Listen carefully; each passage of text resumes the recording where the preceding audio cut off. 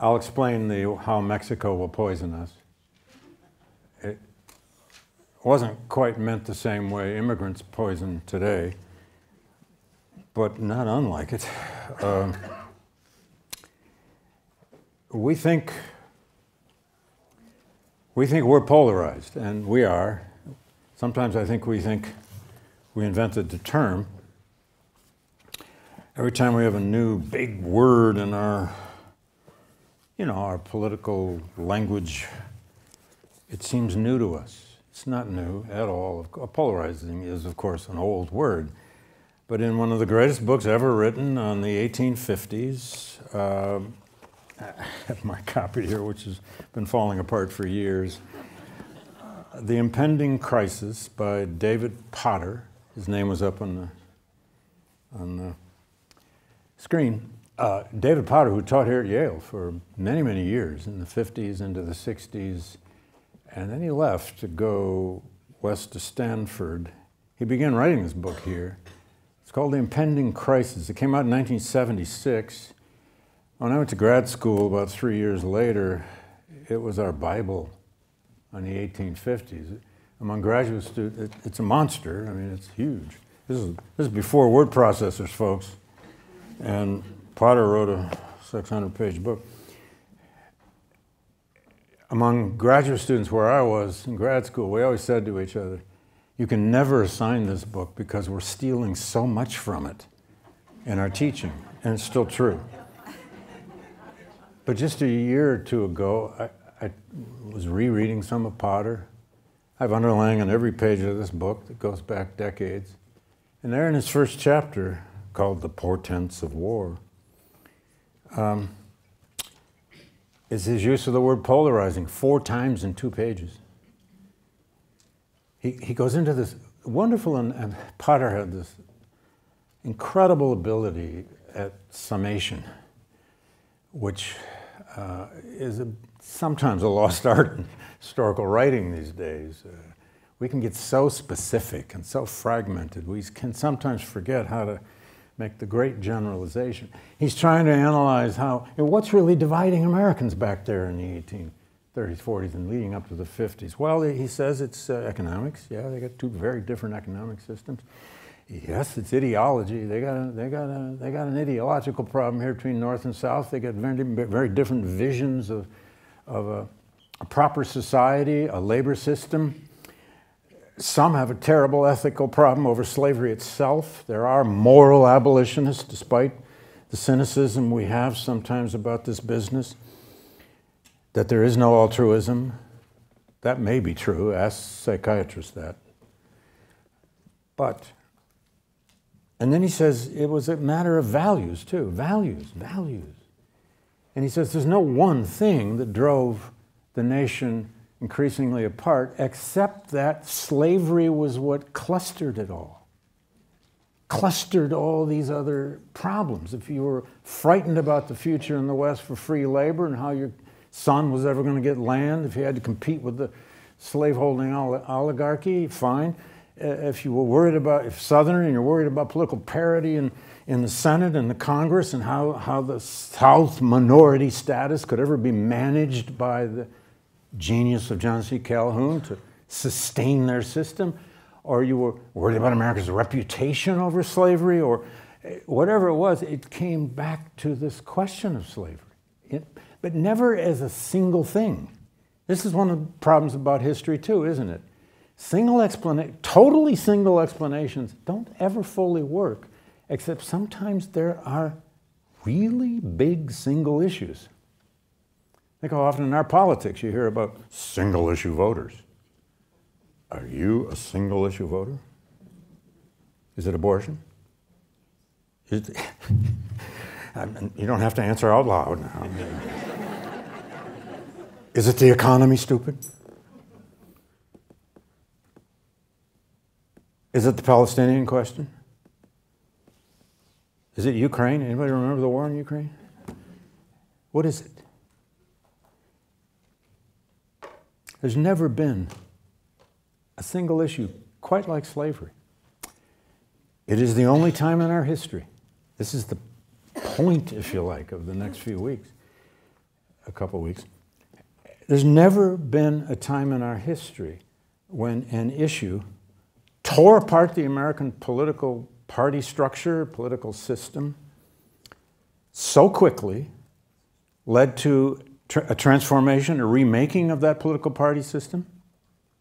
And we're told today that Kamala Harris with a sidekick named Cheney is visiting, I guess it's Ripon, Wisconsin, or Racine, one of those towns in Wisconsin that claims to be the birthplace of the Republican Party.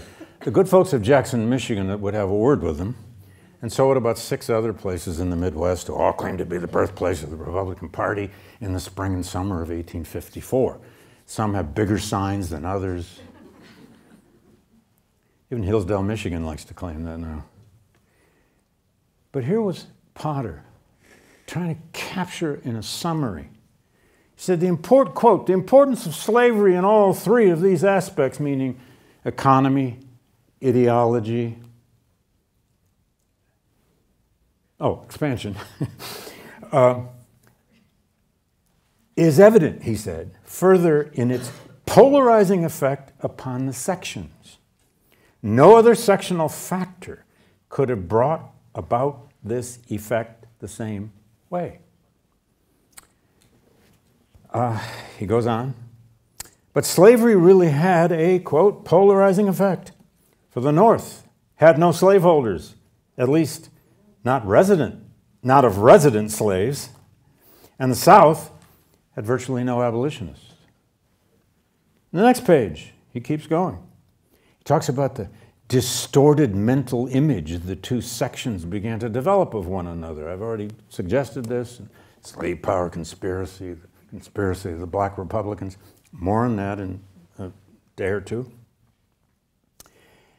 And then he concludes here, he says, thus the slavery issue gave a false clarity and simplicity to sectional diversities, which were otherwise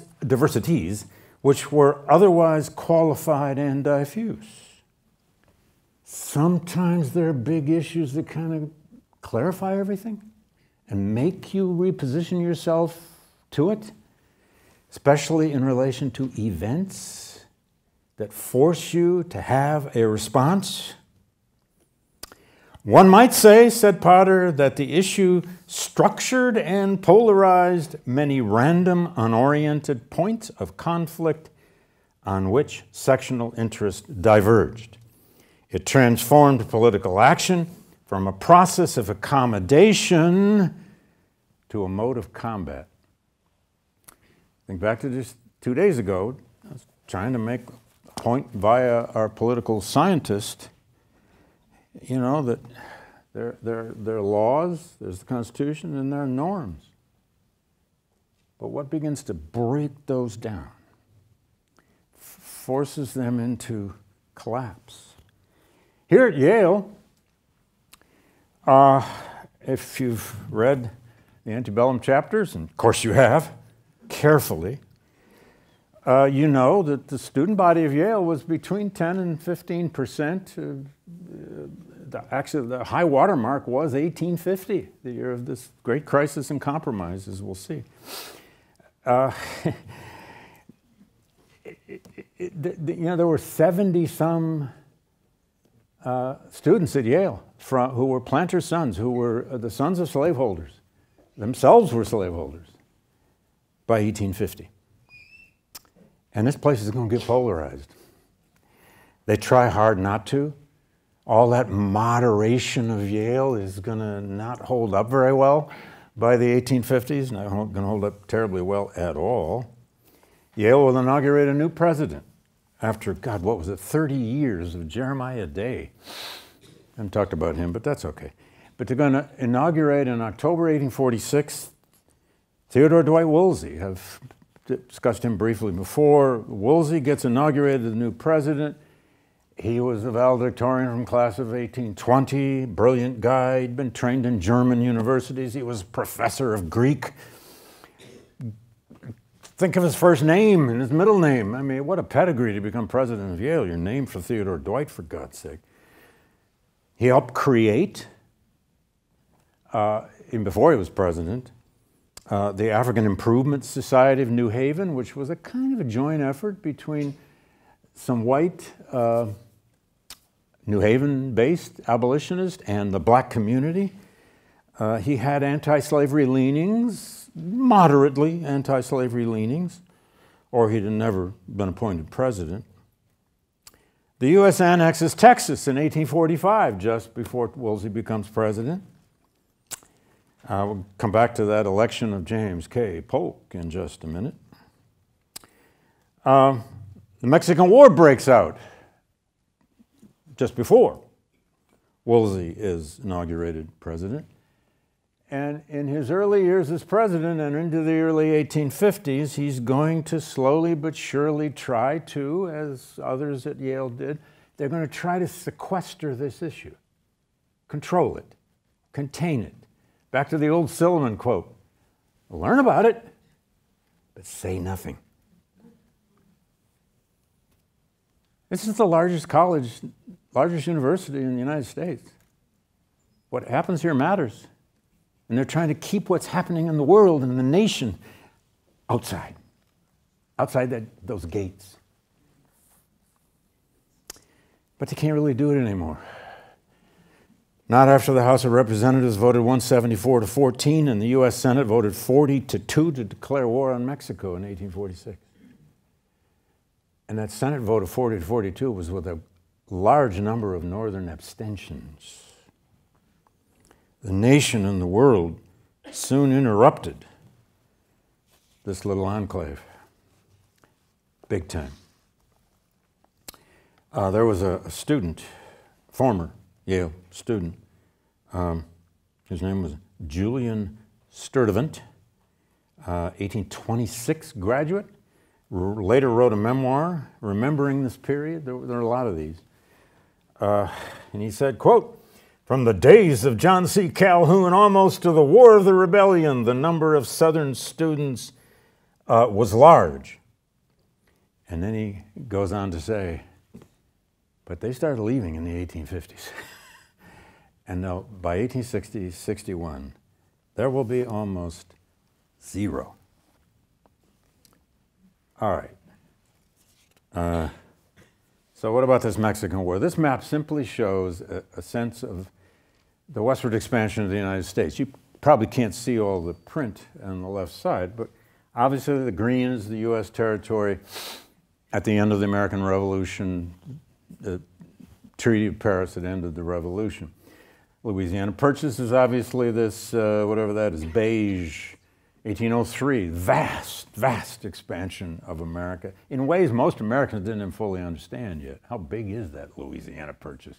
Where does it go? Does it have any limits?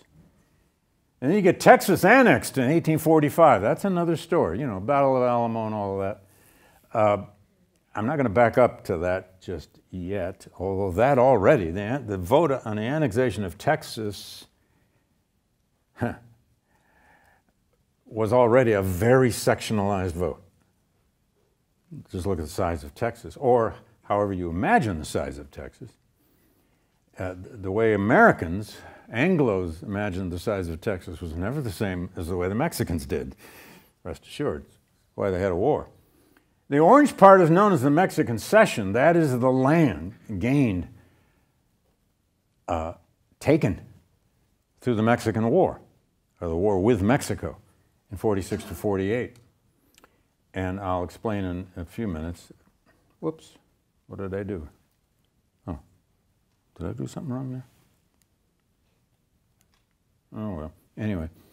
Now, this is actually a map that helps us understand the Mexican War itself. Let me just say at the outset, the thing to understand about the origins of the Mexican War, well, there are many things, and I'd love to talk about it for the whole hour.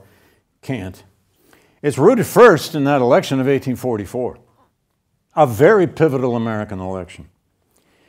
Very narrowly, James K. Polk of North Carolina, a slaveholder, a very proud slaveholder, was elected in a very close election against none other than Henry Clay. This was Henry Clay's third attempt at running for president. He and Calhoun were kind of tied at that. Neither ever became president, obviously. But Clay, the great Whig, the leader, and in some ways co-founder with John Quincy Adams of the American Whig Party, the party that believed in this kind of national economy, believed in internal improvements like canals and subsidy support of railroads and building as a way of creating some kind of unified nation out of this divided people. Clay was from Kentucky, a slaveholder for sure, but also a founder of the American Colonization Society back in the teens. He could, as they still do today at Clay's home in Kentucky, although they've really complicated their tour now, which is good news, he could kind of claim to be sort of anti-slavery because he'd been so involved in the colonization movement. But first of all, Clay and the Whigs favored expansion, but by negotiation, not by war. Polk, in his campaign, said, elect me and I'll give you Mexico. Elect me and I'll give you Oregon. What else you want? Extremely close. Polk got 49% of the vote. Clay got 48. And folks, there was a third party. Lessons in this? The first ever legitimate anti-slavery political party. It had actually been born back in the late 30s. It's called the Liberty Party. It was born by some real abolitionists, created by some real abolitionists. They ran for president a former Southern slaveholder from Alabama who had gone north and got whatever, religion. His name was James G. Birney. He got 2.5% of the national vote.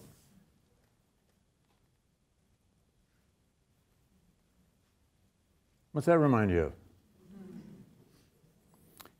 Without the Liberty Party pulling 2.5%, almost all of it away from Clay, Polk doesn't become president. Echoes of 2000? Echoes of 16? Are we going to have the same echoes again? If you're supporting Jill Stein, Mike Moran will have a word with you. I don't talk politics. Now, you see, we interpret today, oh, look how well the Liberty Party did. And in retrospect, it's a sign that anti-slavery is entering high politics. And over the long run, that's going to be a good thing. Because the Free Soil Party, which will follow the Liberty Party, we'll see in 1848, is going to get 10% of the vote. If a third party ever gets 10% of the vote, they're causing big-time havoc. But we can look back in retrospect and say, oh, isn't that neat, isn't that cool? But we don't always look back in retrospect at third parties getting 2.5, do we? Depends. That annexation of Texas was done by a joint resolution of Congress. It might have even been unconstitutional. Now, the Congress does have sole constitutional authority to admit new states. There's no question about that. But they didn't put this to a formal treaty, which would have taken 2/3 of the Senate. This had a joint resolution, and it was a very close vote. In the Senate, 27-25, in the House, 120-98. Those are close votes, and they're very sectionalized already. Polk became president, the 7th of 11 presidents to be a slaveholder, and the only one, so far as we know, who bought and sold slaves through a particular broker who came to visit him from the White House. And I was proud of it. He's the only one we know of who actually bought and sold human property from the Oval. He was aggressive about Mexico. He ordered American troops to march south to the Rio Grande River.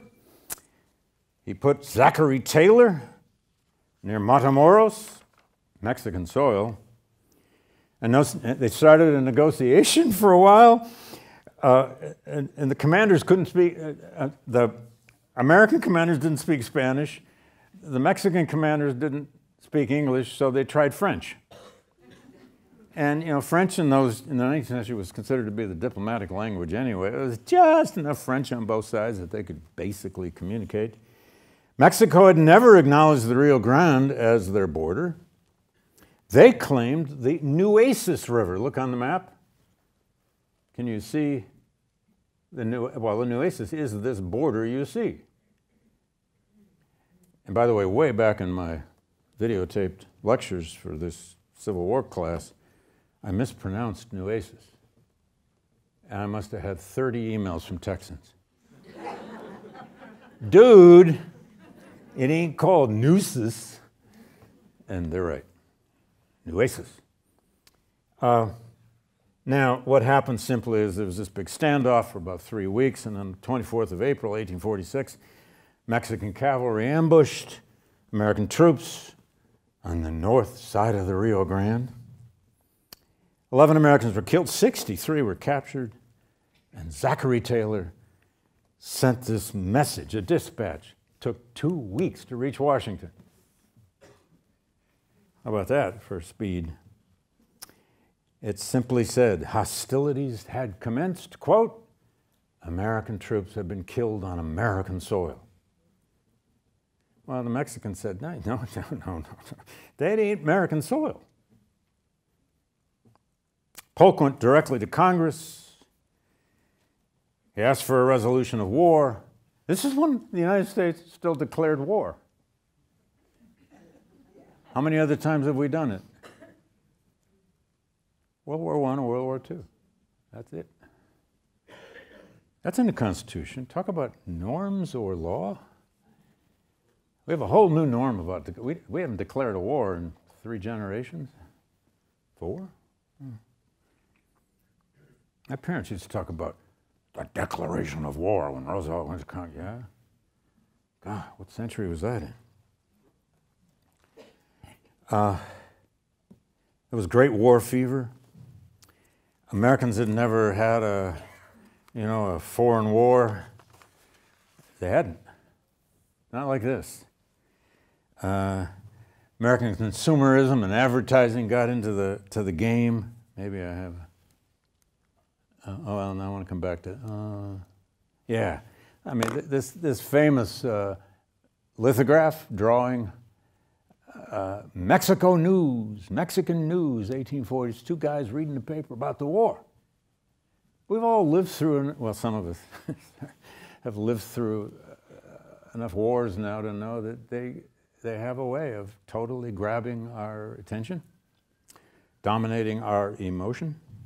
The United States won a battle at a place called Palo Alto, and pretty soon here was a company making a small fortune on Palo Alto hats. Get your hats. Herman Melville was in Lansingburg, New York, the writer, when the Mexican War broke out, and he was astonished at what he saw. He said, quote, "The people here are all in a state of delirium. A military ardor pervades all ranks. Nothing is talked of but the halls of Montezuma." Mexico City. Yeah. And then the racism hit the press. Oh, Lord. This became a racialized war almost overnight. Mexicans were becoming the new gooks.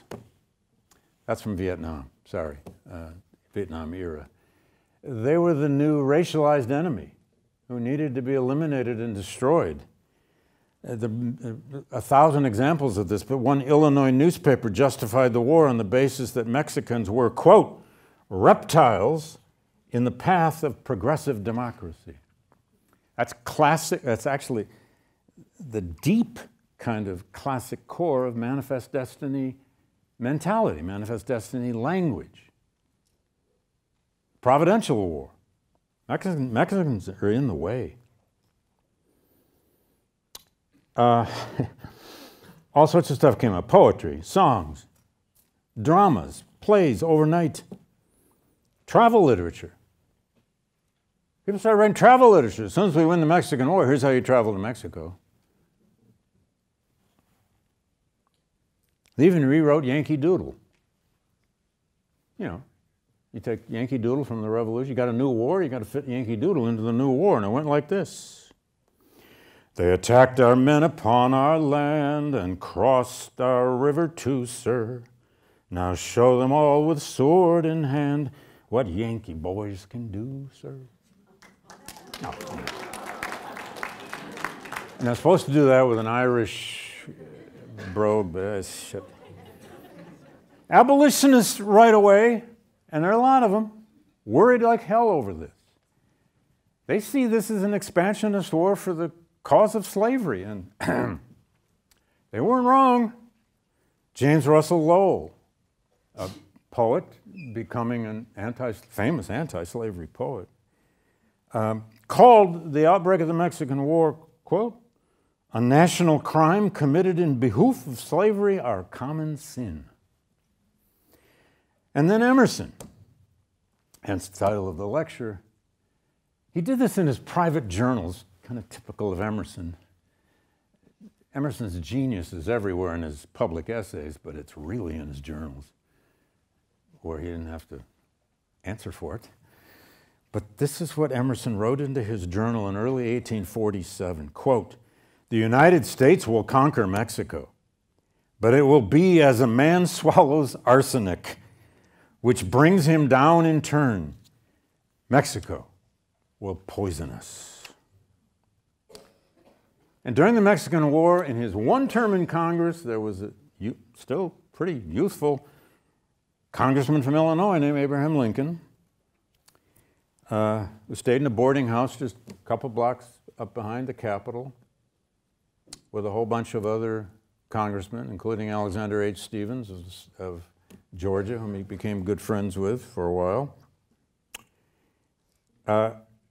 This Whig, devoted Henry Clay Whig congressman, said, this is, quote, Mr. Polk's war, and his justification, said Lincoln, is, quote, the half-insane mumbling of a fever dream.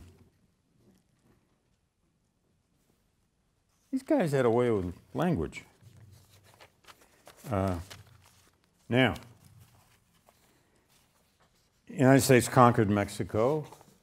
It was a very bloody war, although the vast majority of Americans who died there died of disease, and far more Mexicans were killed than Americans. The United States did get to the halls of Montezuma. It eventually, well, by 1848, negotiated a treaty with a defeated Mexico. And in that treaty, they gained, back up a touch here, the Mexican cession. Now, by Mexican cession, it means all that land of the Southwest, which no one's quite sure yet how many states will ever be really made out of this. But surely California, or some parts of it, surely what we now know is New Mexico and Arizona, surely what we now know is Colorado and much of Utah, or all of Utah. But where was Texas?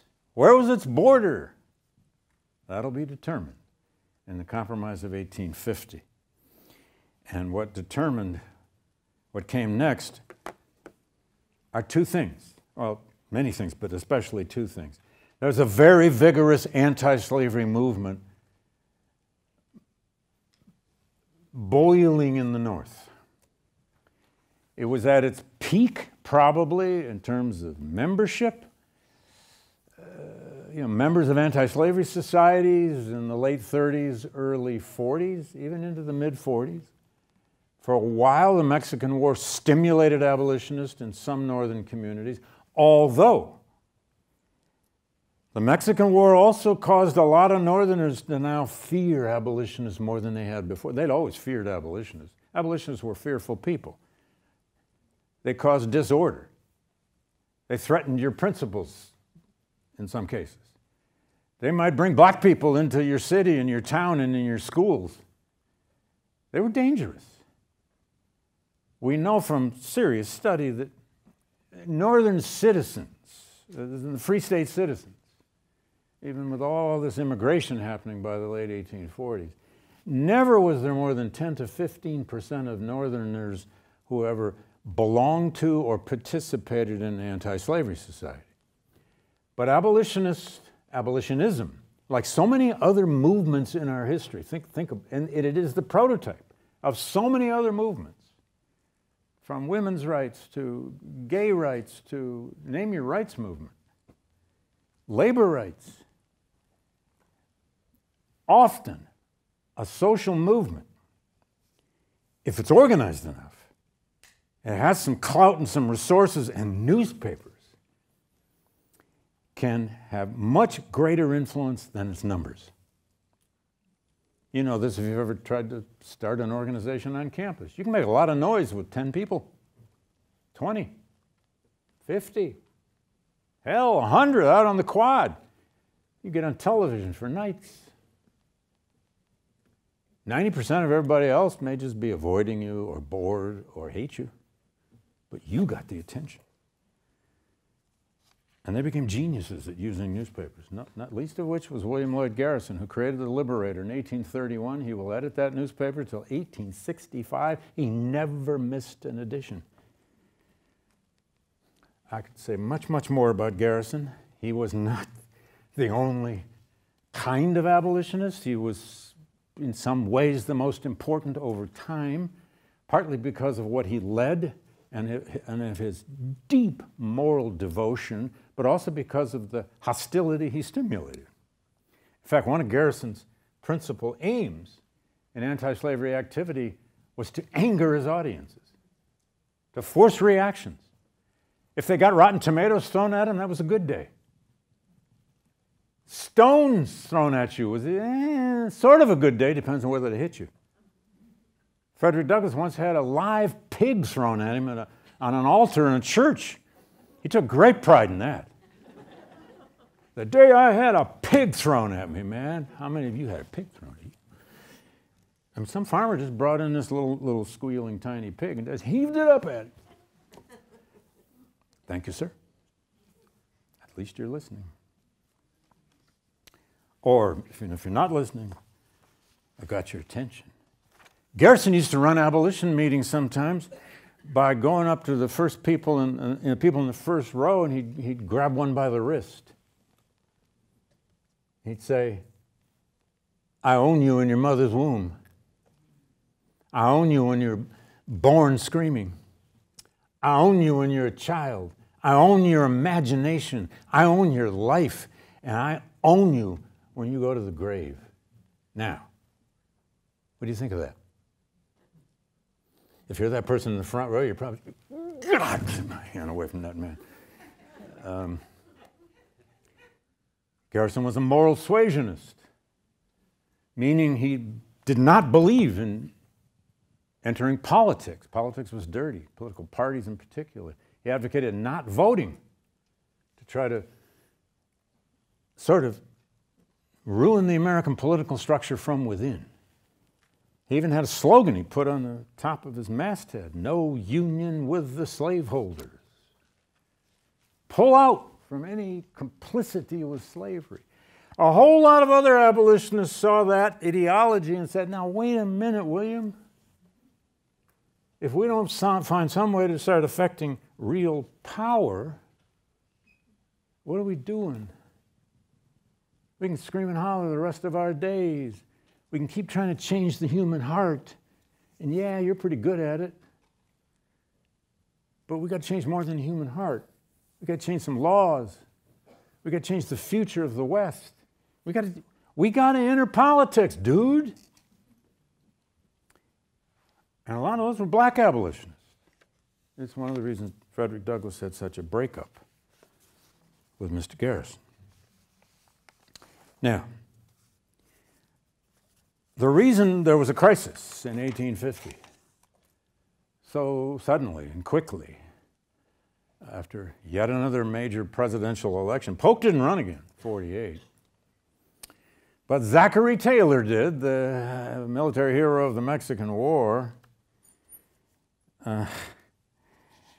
And with the Free Soil Party, now this northern coalition of abolitionists and some former Democrats and Whigs already by 1848 kind of joining up, and they held a national convention of the Free Soil Party. They meant exactly what their title said. They wanted to keep the West free from slavery, stop the expansion of slavery.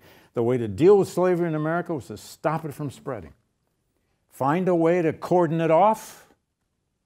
And as anti-slavery advocates were already saying, make slavery sectional and freedom national. Cordon it off.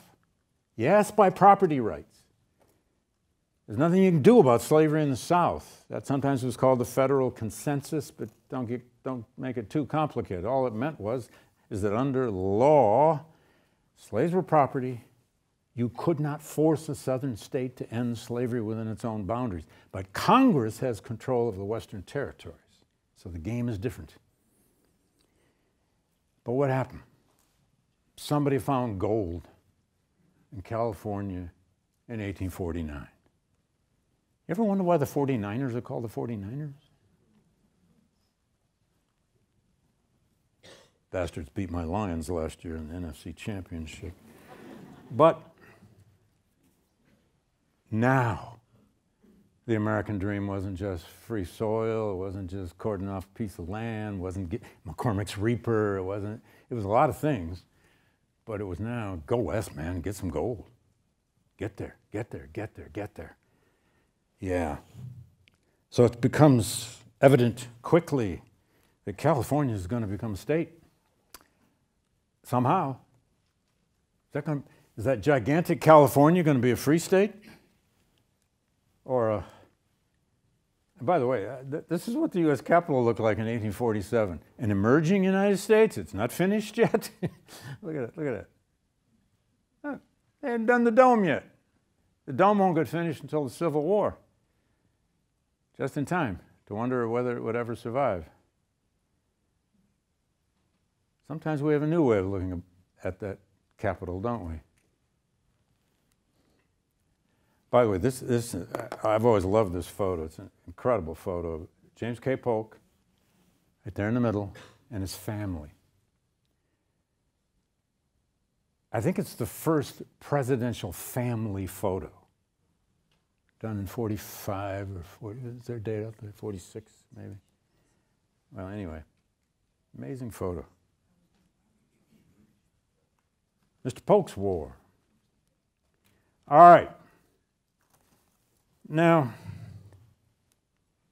oh, and by all that romance about the Mexican War, Palo Alto hats and Palo Alto whiskey and God knows what else, poetry, song, paintings.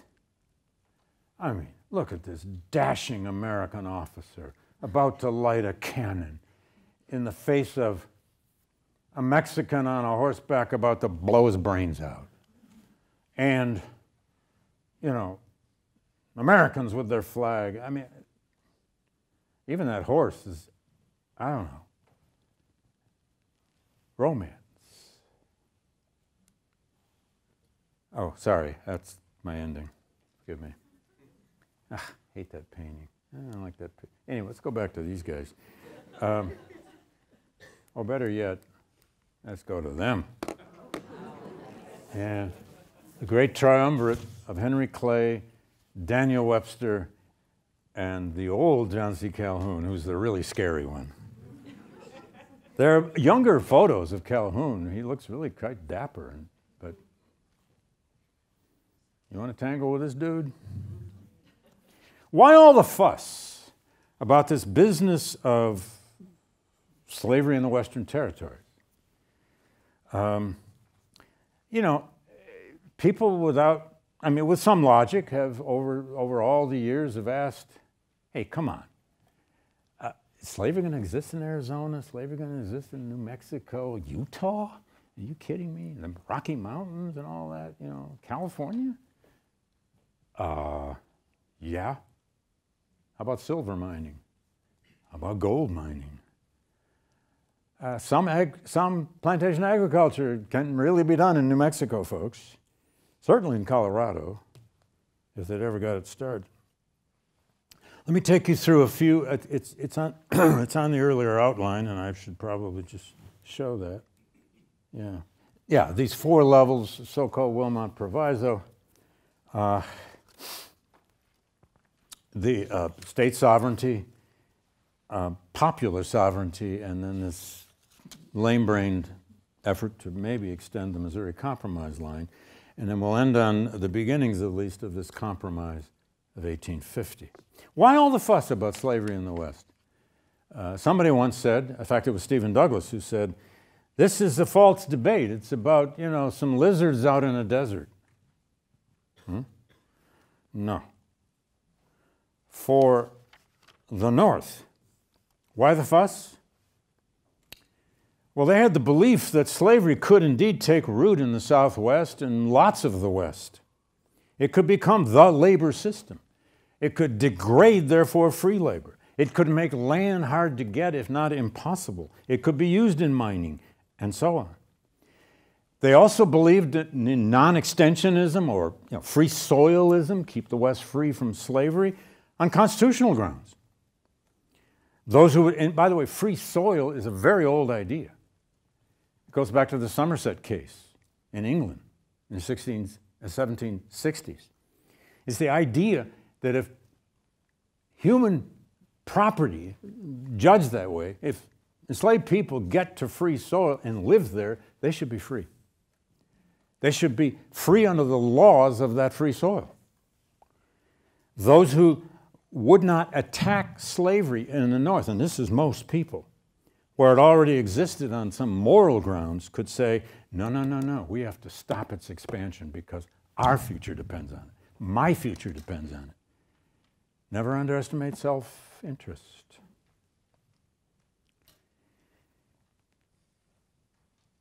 There were bills in Congress that frankly pissed off a lot of Northerners.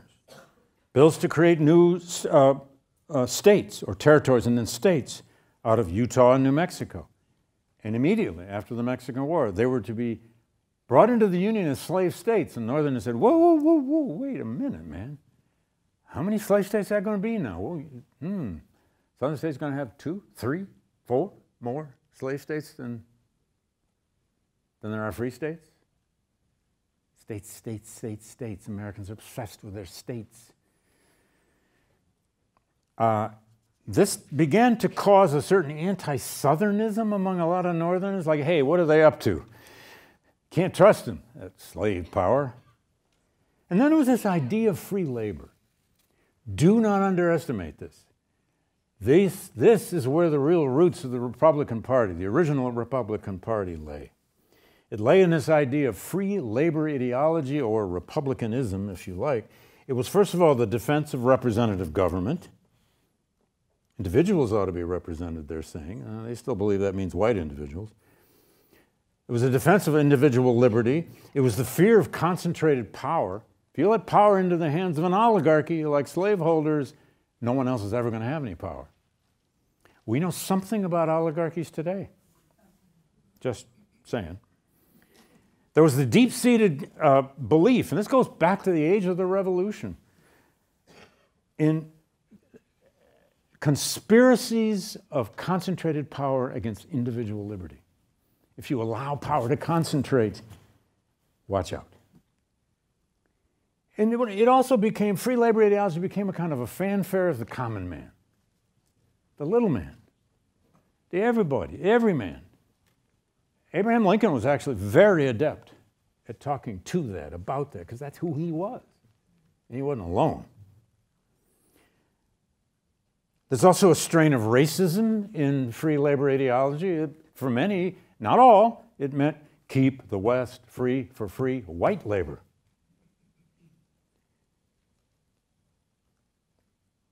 This is all rooted in an old-fashioned theory of the labor theory of value. What gives land or property or anything value? This idea that came out of political economy of the late 18th and early 19th century argued it was a person's labor. You cordon off a piece of land, however small, you put a fence around it, you improve it, you grow on it, you contribute to the market, it's yours. by virtue of your labor. Now, what happens if an oligarchy of slaveholders come in and they gobble up all of those parcels of land? You don't have a chance. And lastly, for some Northerners, Garrison's only one example, slavery was a moral travesty to them. It shouldn't have a future. They advocated a root and branch approach to slavery, tear it up at its roots, whatever it takes. For the South, why all the fuss? Well, they believed they had to expand or die, and they weren't wrong. They have a system the world is beginning to condemn. Their geography is large, but they know they need to expand it, westward and even southward to the Caribbean if they could. And the slaves in the existing states were becoming larger in numbers and more dangerous. Secondly, they wanted political parity in the Senate, a crucial goal for Southerners. The fuss over slavery in the West, it meant senators. Every state gets 2. A new state meant what a new state became determined who got the senators. And they know they've already lost everything in the House of Representatives because the North's population is already by 1850 almost doubled the South's population. Their only hope is to hold on to that status they have in the Senate. What does that remind you of today? Then it's the question of congressional power. And here Calhoun was their leader, without a doubt, an intellectual leader. The way to sustain a minority status in this system, argued Calhoun, is that that minority is going to need a veto. A check on federal authority, a check on federal law. Nullification. And then finally, there was this belief now by 1850 for sure among a lot of Southerners, Southern statesmen, that the legal status of slavery in the territories stood as a measure of its moral standing everywhere. If you're going to condemn my system, our labor system, our racial system, our peculiar institution, you're going to condemn it in the West, you're really condemning it everywhere. And we won't have it. That's a matter of honor. You condemn it in Kansas, you're condemning it in South Carolina. Thank you very much. They came up with 4 ideas. Well, the ideas were already there. They exploited 4 ideas to try to save this project before it came into crisis in 1850. One was called the Wilmot Proviso. It's named for a congressman from Pennsylvania who was a Democrat, meaning by and large, he should have supported the Mexican War, but he didn't. He was racist to the bone, but he hated slavery. He was kind of a Democrat free soiler and destined even to become a Republican in the 1850s. This shows you the beginnings of the breakup of the political system, where David Wilmot got up in the Congress after the outbreak of the Mexican War, and he announced, okay, fine, but in any new land gained from Mexico, slavery shall never exist. It became known as the Wilmot Proviso. It meant total exclusion. That's what the concept means. Total exclusion. Do you think you're going to create 4 new states? 5? You're going to carve up Texas? Okay, but they're never going to be slave states. Guess what? It passed the House, 83 to 64 on the first try, but it could not pass the Senate. I forgot now how many times the Wilmot Proviso was actually voted on. Many times. It would always pass the House and fail in the Senate. It's the one place the South still had had an umbilical cord they could yank on the Union. Second idea here. We give it the nice legal term of state sovereignty. It just means states' rights. It means an aggressive use of states' rights doctrine, which is a powerful doctrine and alive and well, if you haven't noticed. This was the idea that slaves are property, say Southerners. They're property under law. You, therefore, by the Fifth Amendment, cannot stop a slaveholder, first of all, from owning slaves, and you can't stop them from transporting slaves anywhere they wish, because they're property. No different than the man's wagon or his horse. Thirdly, and this idea had been around in various ways, is this notion of popular sovereignty. And by the way, I thank Carl for catching my misspelling of sovereignty. I always misspell that. Thank you, Carl. Good work, man. Popular sovereignty simply meant, all right, let people settle a Western territory, wherever it is, Kansas, Nebraska, Utah, Arizona. And then after some period of time, and that's a big issue, when do you hold that vote? Early or late? You just let them vote. Popular referendum, popular sovereignty. Just let the people vote. Now that has a beguiling ambiguity, or what David Potter again called the charm of ambiguity. This looked like the way you could compromise things. We're just going to have democracy. We'll just let the good folk vote. If they want slavery, they'll have it. They don't, they won't. They want to have abortion in their state, they'll have it. If they don't, they won't, and everything will be just fine. It should be in the hands of the states. But when do you hold the vote? Do you hold it early in the process before a whole lot of Southerners have managed to get there with their slaves? Or do you hold it late in the territorial process after they've gotten there with lots and lots and lots of their slaves? And of course, Northerners and Southerners had diametrically opposed views of that. Last but not least, they kept dreaming about bringing back the old Missouri Compromise line at the latitude that was enacted back in 1820, the 3630 parallel. That never had much of a chance of going anywhere, and it didn't. Zachary Taylor was narrowly elected in 1848, and I'm going to have to leave you with this.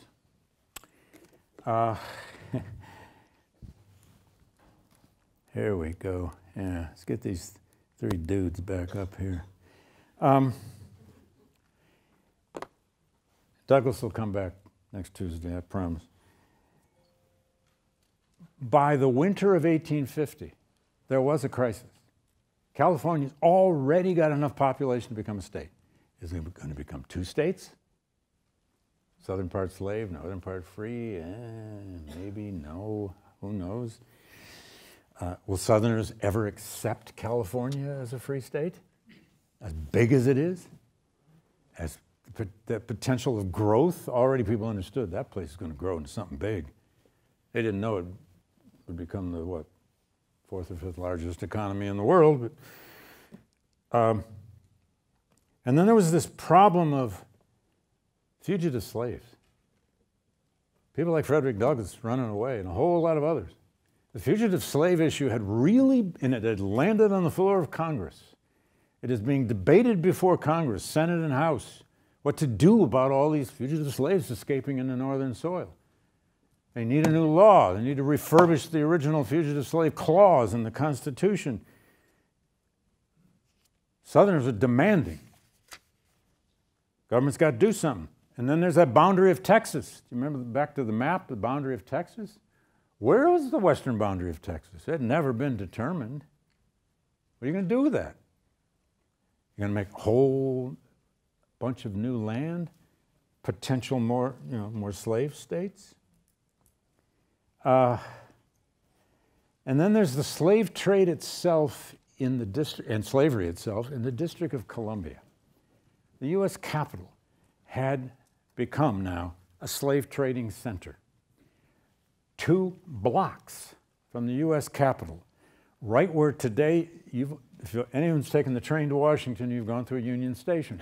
Right where Union Station is today was a major slave pen. We even have photographs of it. When the wind was right, they said you could smell it from the Capitol steps. A lot of Northerners said, it's high time we do something about this. We can't have slave trading in the Capitol. So they had all these issues to settle. I'll leave you here. The great Henry Clay, three-time loser running for president, still alive, not hugely healthy, calls Daniel Webster over to his house in Washington. And they didn't invite Calhoun, rest assured. Calhoun is already on record as arguing, if California becomes a free state, the South shall bolt the Union. And he said it in incredible eloquence. He used metaphors about the cords that bind the Union are already breaking. If you want to break them all together, admit California. We will know what to do. Not a chutzpah. Not clear there'd been secession in 1850, at least not yet. But the cords that bind, Calhoun kept saying, are broken. Webster and Clay are going to sit down and hammer out 5 measures that will become the Compromise of 1850. Clay will make the first speech on the 2nd of March, 1850. He got up in the Senate of the United States. He held a piece of wood. He said, I have here a piece of the coffin of George Washington. Sure. Piece of the true cross. Webster came along on the 7th of March in a long, epic speech in which Webster said, I come today not as a Massachusetts man, not as a Northern man. I speak today for the preservation of the Union, and he advocated for a much stronger Fugitive Slave Act, which destroyed his career in Massachusetts. Calhoun was carried in. Calhoun was dying. He was carried in on a chair. The speech had to be read for him, which is where Calhoun laid out a plan. If this compromise passes, California becomes a free state, the South must hold a convention and decide when and how to leave. It's a mess. I'll leave you there.